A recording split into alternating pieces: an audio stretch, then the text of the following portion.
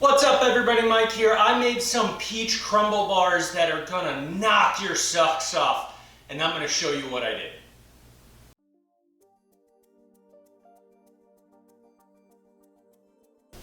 This is what I'm gonna need to make my peach bars. I have 3 really large, slightly underripe peaches, 2 tablespoons of brown sugar, 2 teaspoons of cornstarch, a 1/4 teaspoon of salt, half a teaspoon of cinnamon, and 1 teaspoon of lemon juice for the actual peach filling.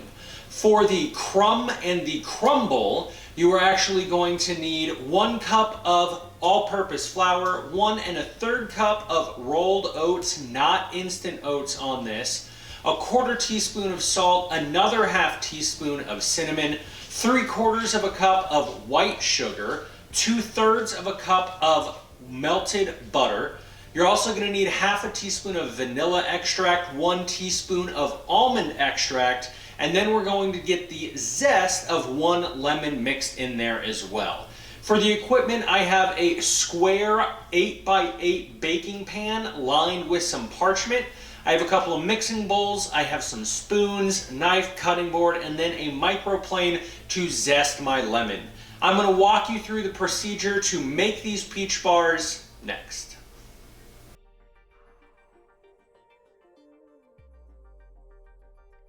So the first step to making this is to actually get your fruit macerating and marinating so that it can start to break down a little bit. In my mixing bowl here, I have my cornstarch, brown sugar, salt, and my cinnamon.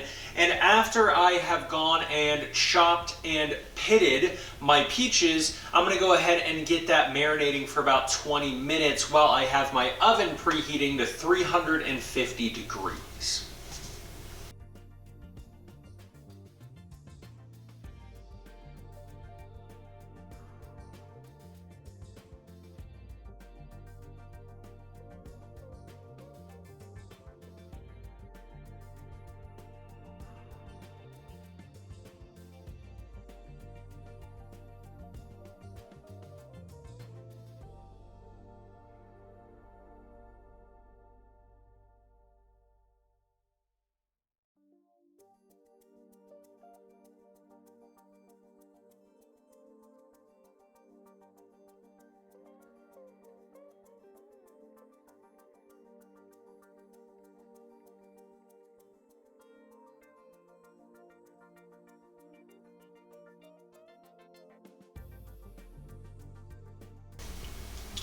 My peaches are sitting in the brown sugar cornstarch mixture, and I just want to let this marinate for about 20 minutes while my oven is preheating and I am putting together my dough for the crumble and crust of this mixture. So, next step, I'm going to show you how to make that crumble.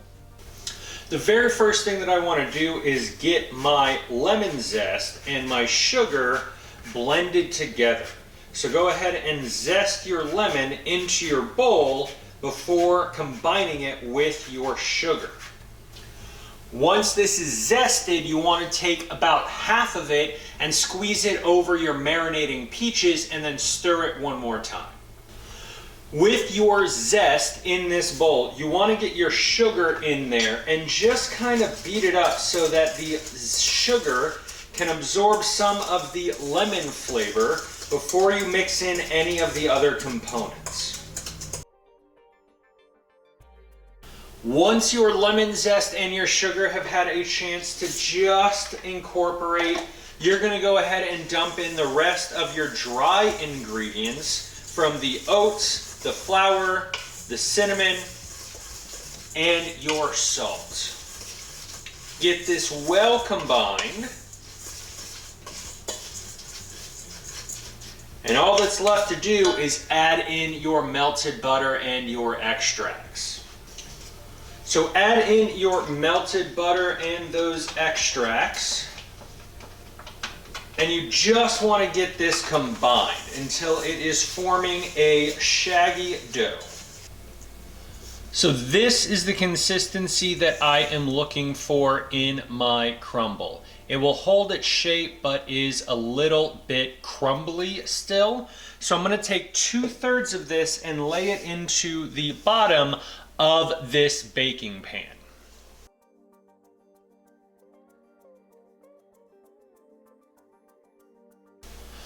Make sure that you are pressing it down into those corners and making sure that it is as flat as you can get it before you start spooning on your peach, which is the next step. I'm gonna take all of this beautiful peach mixture here and just dump it directly on top of that crumb. Make sure to get it spread out evenly.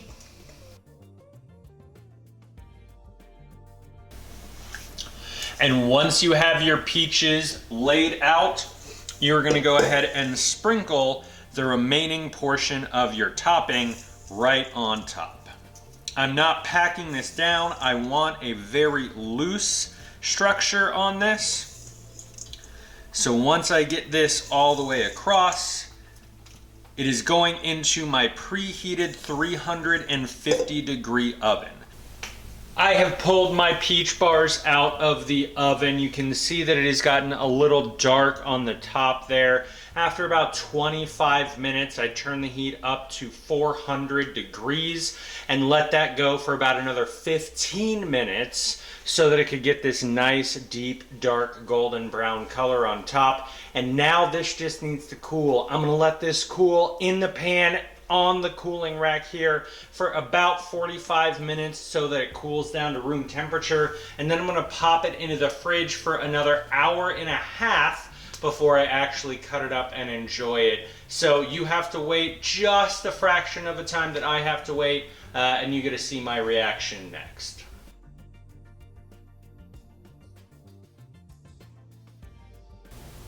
And that's how you make my peach crumble bars. I really hope you try it out. The glaze on top is completely optional, but for right now, just look at my face.